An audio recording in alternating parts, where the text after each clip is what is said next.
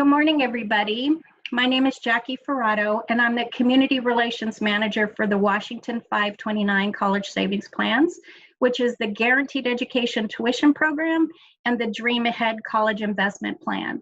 As we get started, I wanted to share a couple of housekeeping notes with you about today's webinar so we're prepared for the time.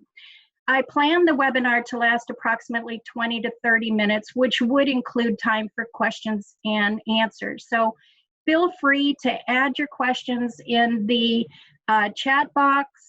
My colleague Liz will be monitoring that box and will occasionally be answering the questions right there, or I will also be checking the Q&A box and be answering them at the end of the webinar.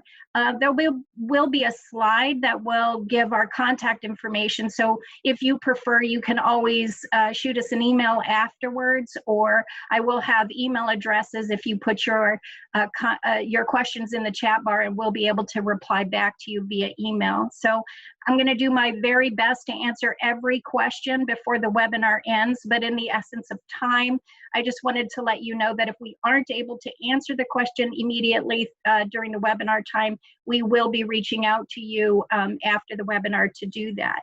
So the last thing is just that the webinar will be recorded, so you can refer back to that. When the webinar is over, it'll be on the webinar page of the website. And we'll probably be hosting another webinar later in May before the end of the GET enrollment period. So if you are ready, I am going to get ourselves started. So thank you again for joining us for this webinar on getting to know the Washington College Savings Plan, the GET program, and the DreamAhead College Investment Plan.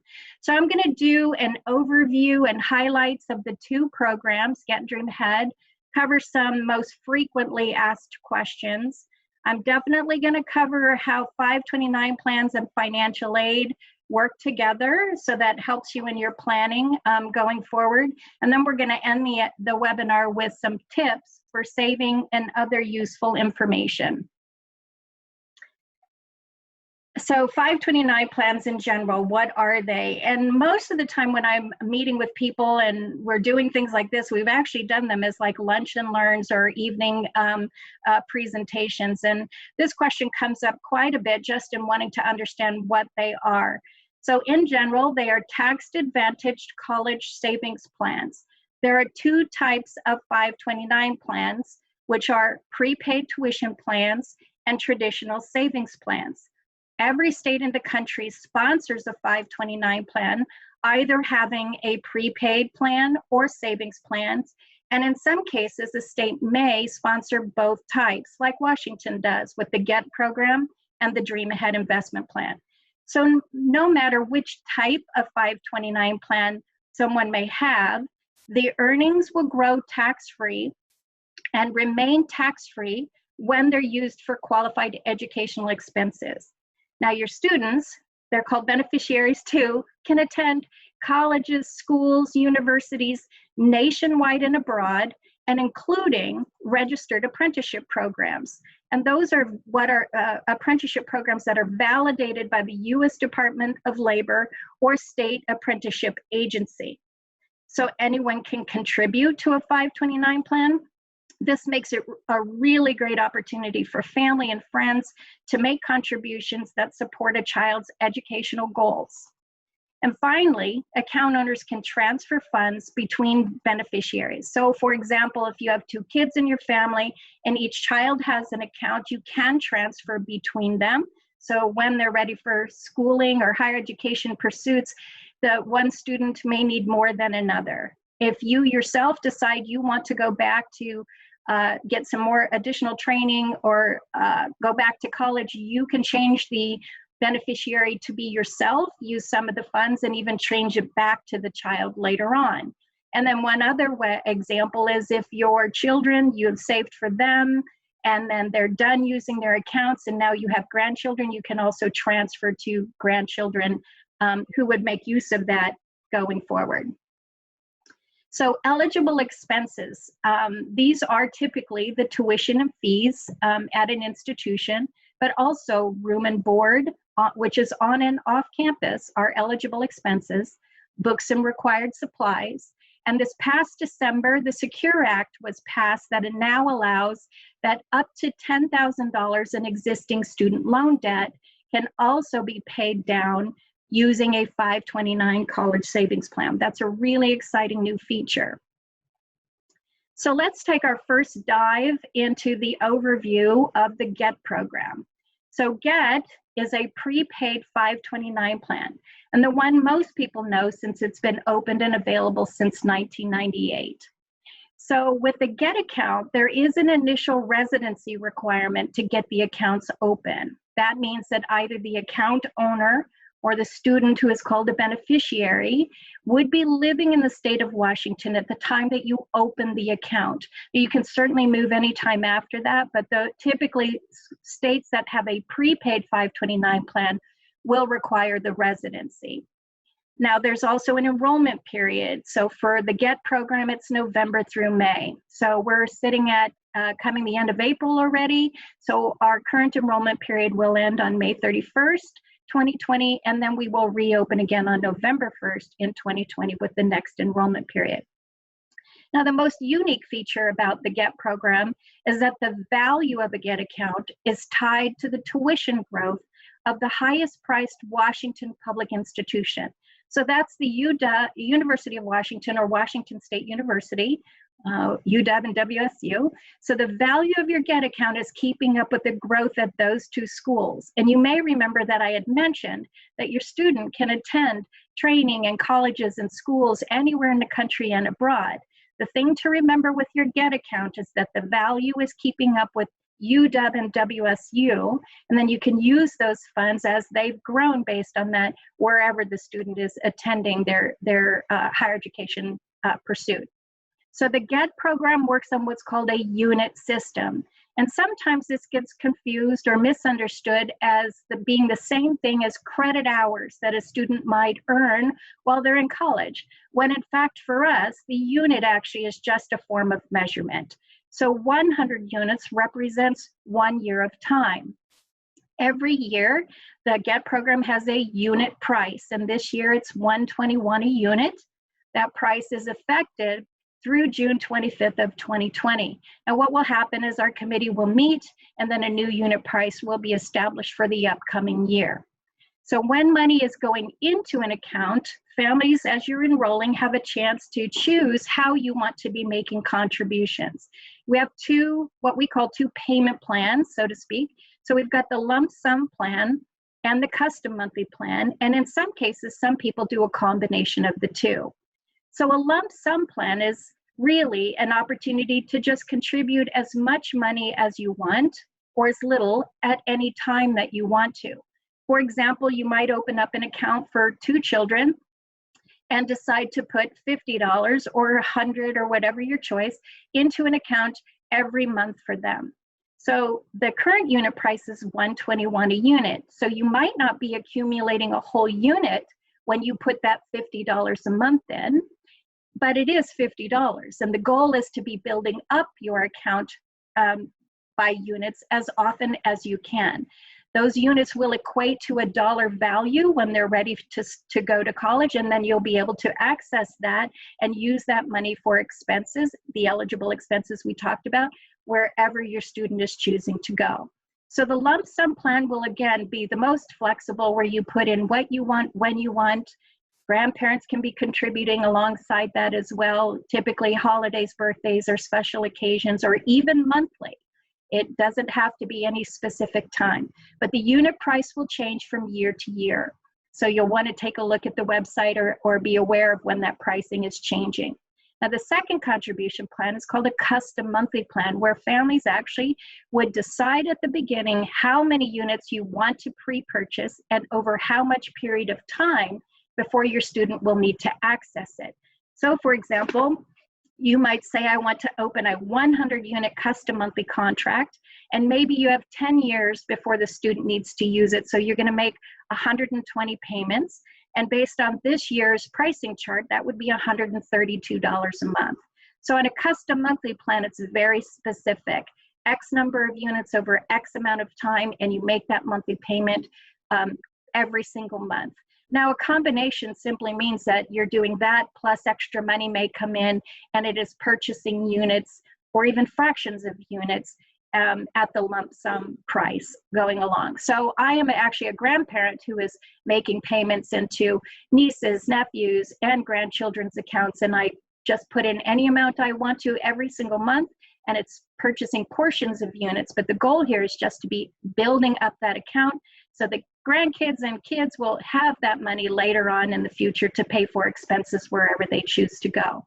Now, in the GET program, there is a lifetime maximum of 800 units per beneficiary, which then equates out to the student being able to use up to 200 of their units each academic year. Now we're going to take a small little pause here and take ourselves over to the DreamAhead side of things. So DreamAhead is a 529 savings plan, and there is no residency requirement or enrollment periods with this type of plan.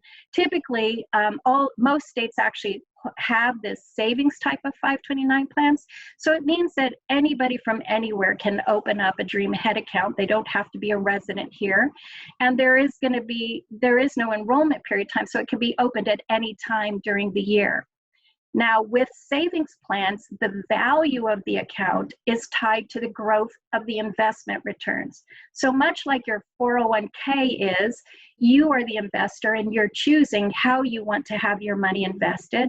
You know, some of the things that you would think about and consider is how old is the child and what is your risk tolerance, and how, you know, what that's going to grow to look like when you're going to need to take it out. Now, as you open an account, there is a $25 initial contribution. So you would want to take a look at the investment portfolios and know what investment you're trying to do. And then if you're doing regular contributions, which we strongly recommend you do, needs to be a minimum of $5 each contribution per portfolio. So the types of portfolios would be one called year of enrollment, which self-adjust. So for example, if you have a really young child, a kindergartner or even younger than that, every year that they're getting older and progressing through their school ages, it will automatically self-adjust in terms of the risk tolerance based on how close they're getting to starting or graduating from high school and beginning to need to use their money in their account. Now, a static portfolio, it really kind of puts you more in the driver's seat. You would be the one that makes those decisions on your risk tolerance and when you want to change that. And in any case, in any instance in which you're investing money, you always want to make sure that you're communicating with or referring to a financial advisor, financial planner, even tax advisor, to make sure that you're getting some information that affects any other things that you may be doing, and to get some advice on good investment options. So we always want to make sure that you understand to do that before you make any decisions about opening up accounts or contributing the money. So with a DreamAhead account, there is a maximum of $500,000 per beneficiary, but if you also happen to have a GET account for the same beneficiary, that $500,000 would need to be in combination between the GET and DreamAhead account, and that refers again to the same beneficiary. So I hope that was helpful in the explanation, and that's just a quick overview of the two plans. Of course, both the websites for both plans, you can dig a little bit deeper into. Certainly the custom monthly plan and lump sum plan on the GET side, and the portfolios on the DreamAhead side. You'll want to go to the account options or enrollment options pages on the website to look at those details. Now, you spent so much time putting money away and saving for them and being prepared for that whatever experience or pathway they're choosing to take, and now you need to take that money out of the accounts and start to use it. That's the goal. So how easy is that? And it's really as simple as a bill pay is to us today. You would log into your GET or your DreamAhead account, and you're going to initiate either a direct payment, which is the program then directly paying the institution for things like tuition, fees, or even on-campus room and board. You may request or initiate a reimbursement, which means that the money then goes back to you, the account owner, or even to the student if that's what you're directing. And that typically happens with things like off-campus room and board, or reimbursement for books and required supplies, or things that aren't being paid directly to the institution. But also reimbursement requests happen quite often when the account owner has, for their own reasons, paid for things out of pocket initially, and then are now requesting reimbursement for those funds back. So those are eligible ways of drawing the money out of your account and using them for those eligible expenses. So one thing important to remember is that the distributions and the expenses should occur in the same calendar year. And that's a tax tip. Of course, make sure that you're talking with your tax advisor before to understand the implications of that in your particular case. But typically speaking, if your student has an expense in the fall, you don't want to wait till the spring of the next year to request a distribution, whether it's a direct payment or a reimbursement. You want to keep those things lined up in the same calendar year. So if you have other questions about that, certainly talk with your tax advisor. And we do have a resource coming up on one of the slides that may help with that too. So the top 4 what ifs, these come up quite often in our conversations with families. And the first is, well, what if my kids get a scholarship? And that's a really great thing. We're super excited when that happens. And so you can think about whether or not you can use that money for other expenses, such as room and board, or books and required supplies, maybe even transferring it to another family member who may need more money than this particular student may need it. You may hold on to it too and wait. The student may not receive a scholarship or that much of a scholarship in another year, so you could certainly wait to use it. Also, knowing that if the student moves on to a graduate or master's program later on, you can certainly still be drawing that money to pay for those expenses later. So holding on and waiting or transferring is not a bad thing.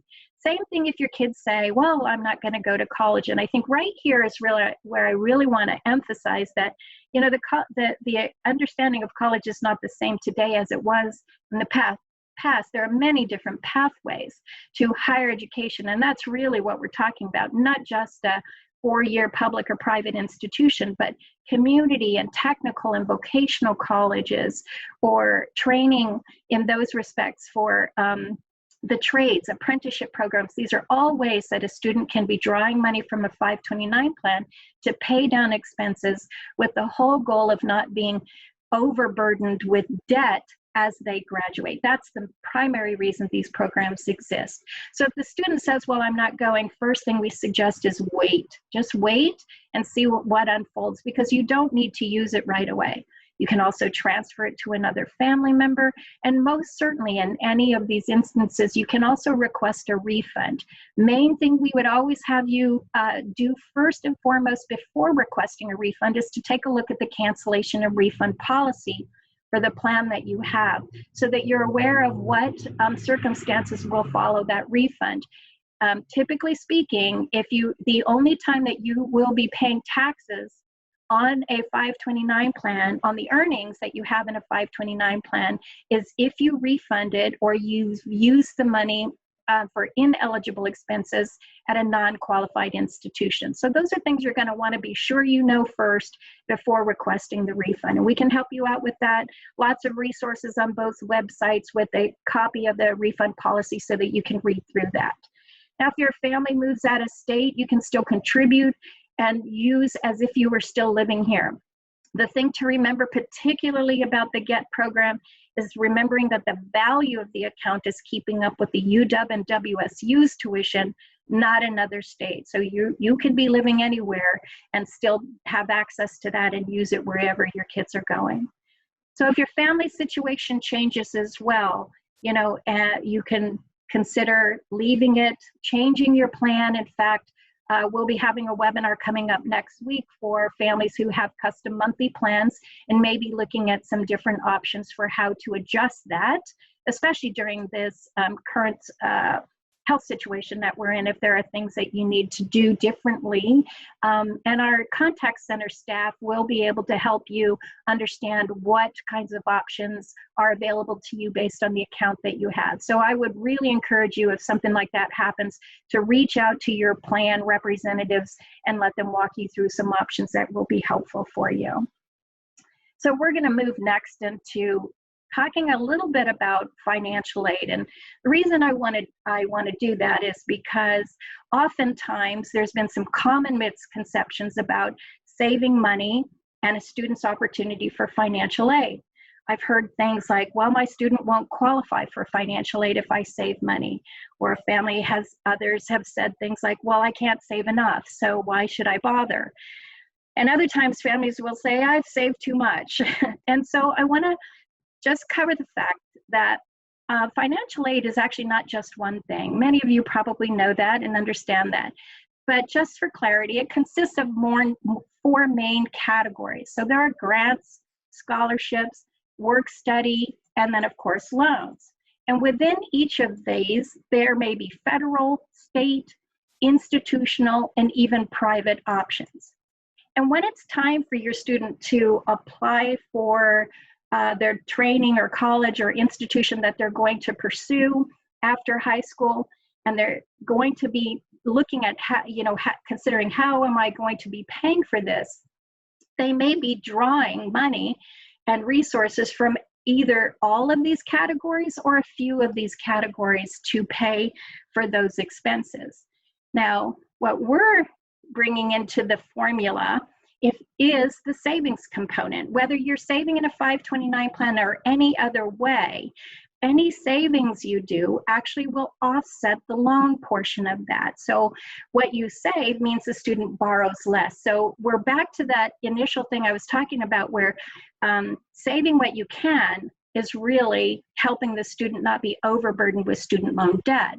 So when you add a savings component into this, again, 529 plans or other things, it will help you and the student borrow less in the future. So that's kind of a picture of understanding first the financial aid aspect of it, but I want to take you also into understanding the difference between assets and income when it comes to financial aid. So savings interacts with financial aid, specifically counted in determining the expected family contribution, or the EFC.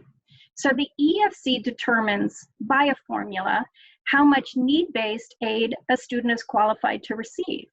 So the EFC is actually most affected by income and less by assets. So let's take a look. If you can just kind of glance at this chart here, a 529 plan owned by a custodial parent, or even the student themselves if they're still dependent on their parent, is typically counted as an investment that may reduce need-based aid by only up to 5.64% of the asset's value. So since only a small amount of the 529 plan is counted and none of the withdrawals, a custodial parent-owned 529 plan generally has the least impact on your child's financial aid package. Now, as we look at the next category, a 529 plan owned by an independent student, so an independent student is one who is just not dependent on their parents anymore, is typically considered income to that student. So the calculation is now in the category of income, and up to 20% of the value of the student's income after allowances could be part of the EFC. And then we go down further to a 529 plan owned by a non-custodial parent, or even a grandparent or someone else. They're not generally listed that information on the FAFSA form. Once the funds are withdrawn, though, and the student now has it to pay for expenses, those funds are typically considered to be cash support or untaxed income to the student on the FAFSA form. So up to 50% of the value of the student's income after allowances could be part of the EFC. Now, one thing I want to make sure that I say here is that there are other ways of saving that might be considered income and not assets, such as a brokerage account or a Roth IRA. There are UGMA and UTMA bank accounts, ESAs, which are educational savings accounts. These all have different considerations, and you're going to want to review those. But I also want to make sure that I'm emphasizing here that these other ways of saving are not bad things. I mean, I'm a grandparent who owns a 529 plan for 3 grandchildren, right? What that means is that, and they're all young, they're 9 years old and younger than this. There's no effect on financial aid at the point that they're not even using the money yet. So at the point that they start to need to use that, as a grandparent, I might consider changing the ownership of the account and either have the student themselves own it or the custodial parent own it, so that it changes it from an income to an asset and opens up the opportunities for more grant availability to the student. So I want to again just emphasize here that, you know, having these other ways of saving is not a bad thing. In fact, we strongly encourage people to diversify in their way of saving. So having money in different pots supports your strategy for how you're going to be saving. It's not going to be one way and the only way. But this is something to consider, where a 529 plan is a very good foundation for building your savings for higher education or educational expenses in general, things that are going to have to be paid when your kids are ready to pursue that. So that's a great platform for that, but doing these other things along the way also supports that. So we encourage diversifying. Now we're coming to the end here, and I want to just talk a few tips on successful savings, and most of these everybody knows. It's just always good to hear it when somebody says it again. So saving regularly is the most important thing. It's not really about how much you can save, though that comes into consideration. It really is about the consistency. So doing something on a routine, adding more to it when you can, like your tax refund or a pay raise, or, you know, some opportunity where you have a few extra dollars, drop it in there. One of the things we encourage I encourage my grandchildren to think about, especially the older one, is like, if you get $10, let's break it by 3. Keep some, save some to use maybe in the next, you know, for something special you want, and then put some away for long term. So when we start to build that kind of understanding in for the young kids, it helps us to be more regular too. The other one is reminding everybody or loved ones about gifting to your kids. That's a gift of a lifetime. This will always be something your kids and even future grandkids can use and find value in. So I know for me as a grandparent, it's a great way of gifting to my kids, grandkids, and they may not even realize it yet. I mentioned this earlier, considering other ways of saving to supplement what you're already doing. So don't consider one way the only way. And strongly encourage you to also start thinking about understanding and reading up on scholarships and financial aid early so that you're prepared for that. So maybe if you have a kindergartner, that's a little too early, who knows how you feel about that, but certainly by the time your student is a freshman in high school is a good time to start learning and getting those resources gathered together. So when they're a senior and they're really beginning to prepare for what that move is going to be like for them after their senior year in high school, you're already all fully prepared for the pathway that you're going to take for paying for those expenses. So getting started is super easy, and you've already covered number 1, which is to gather information and resources. So I hope the webinar was helpful in, you know, the things that you may have read or already heard about GET and DreamAhead, and it's, you know, we're certainly here to help you understand a little bit more of that. But gathering those information and resources is step 1. The second one is just get the accounts open. There are no enrollment fees for opening accounts up online. You simply log on to either of the websites, click the button that says open an account and get started, right? We talked about contribution amounts, and you can put any amount in at minimum, you know, to get it started, and then encourage other family members to help you along the way or to make occasional contributions. Tell others. That's a really good resource for, you know, for how that account can get built up. And then certainly reach out to us. So beyond this webinar, we'll also be hosting throughout the month of April, and starting this Friday and through May until the end of the GET enrollment period, what we call the WA529 Knowledge Cafe. They are a weekly meeting place on virtual online where you can reach out to us, ask your questions, and we can help you maneuver through the information and then get started right away. So check out the calendar of events page on the websites, and it'll tell you the days and times that we'll be hosting the Knowledge Cafe and help people get more information. So here's some further reading I'd really love. If you're interested in that, again, remember it'll pop up when we post this afterwards, but you can snap a picture of it and grab some of these resources. One of the ones I want to highlight here is the Consumer Education and Training Services, or CENTS, C-E-N-T-S. They have a free planning tool that helps families prepare a plan for paying for additional for educational expenses in the future. So it's a really good tool. Takes you about maybe 15, 20, 30 minutes to start gathering, like working through that tool, but it should be something that you kind of keep living in and breathing as your kids are getting older. And then of course I mentioned tax questions and information, IRS publication 970, which can be found on either the websites, will also help you in understanding the tax issues with 529 plans. So we are moving into Q&A, and I know that I'm going to put myself back on video here so we can chat. I'm going to check the Q&A box. Oh, thank you. You're very welcome. Thank you for being with us. And I'm not sure if we've got any through the chat box, but we'll be checking that one too. If you've got any questions right now, feel free to pop into the Q&A box or the chat box, and we'll get those started for you. One thing I want to finalize here, let me take that out and see if we're still sharing. Oops, okay. And I hope that the webinar was very helpful to many of you. It looks like we've got another Q&A. Will the slideshow be available to view later? Yes, the webinar with the slideshow should be available on the webinar page of the website after we get it prepped for the next webinar.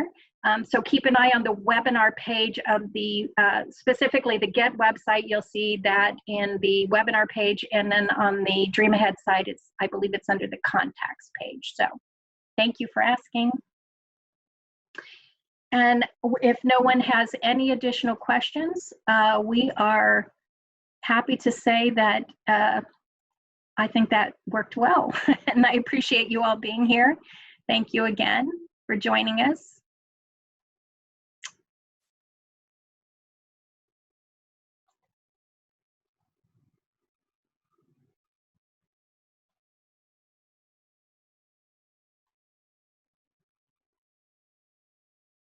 Oh, we do have another question, which was to explain the units again.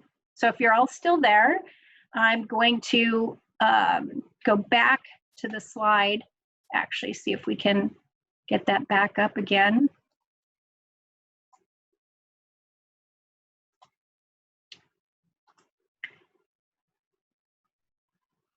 So let me go back to the units or the GET side of things. So 100 units represents 1 year of time. So when you purchase units or you're putting money into an account, and let's say, for example, you've opened up a lump sum plan and you decided that you just want to put in $1,000 right now, you would purchase 8.264 units with the current price at $121. And without getting too technical on this, every time you're putting money into an account, you're accumulating units. Now, when your student is now ready to draw from the account, and I'm going to use a simple math equation just because that's what I can do in my head really quickly. A simple math equation would be that if you purchased 100 units, and let's say you bought them at $121, then you put in $12,100 for those 100 units. Now, at a future point in time, let's say 10 years from now, the cost of tuition at WSU is $20,000 for the year, for 1 year of time.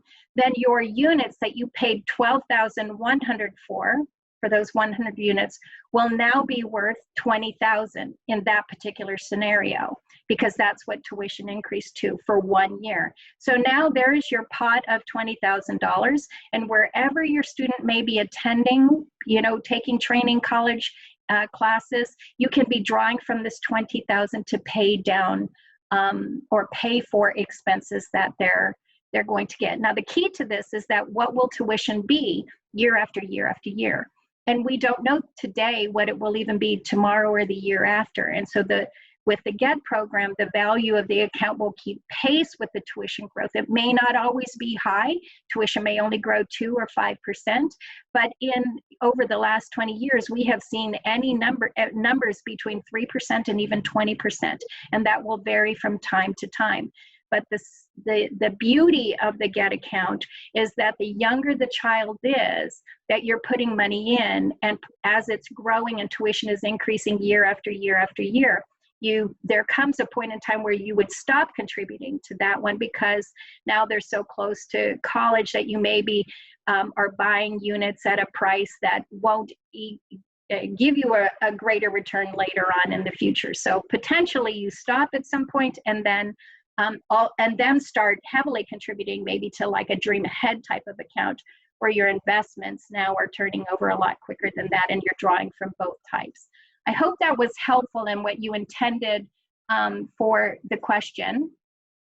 If you need additional support on that answer, I do have your name and I can reach out to you separately. So there was a question. So when you say the original contribution will be worth more, do you mean it will increase because your payments increase, or does it increase in another way? So I'm not sure if we're talking for you. I'm not sure if you're asking about a custom monthly plan or a lump sum, but let's just again stick with a simple math equation. If you were to purchase 100 units, and I say 100 not because somebody will, it's because it's the easy math in my head, but 100 units means you'd pay $12,100 today. Now, what it increases to be worth is tuition. So in that example I just gave a moment ago, if the tuition at the UW is now, let's say years from now, $20,000, then the value of the account will be $20,000, because that's what tuition increased to. So I hope that, again, also helped with the answer, but if not, I am happy to reach out to you separately and kind of go over that, shoot you an email with some more resources that will help with that. Let's see. There doesn't seem to be any new opened questions. And again, I would thank you all for joining us. Keep an eye on the website, on the webinar pages. We do have additional webinars that will pop up over the next several weeks. And the Knowledge Cafe, which is an opportunity for you to pop in at various times through the week for our online Q&A time, to talk a little bit more about, GET, DreamAhead, or both, and dig a little bit deeper into the things that you want to know. So I would encourage you to join us. Our first Knowledge Cafe will be on Friday, this coming Friday, the 24th, at 9 o'clock in the morning. So there is not a registration for that. You can go to our calendar page and click on the link to join the Zoom meeting at 9 a.m. And we'll see you then. And thank you again, everybody. I appreciate your time and for being here with us today.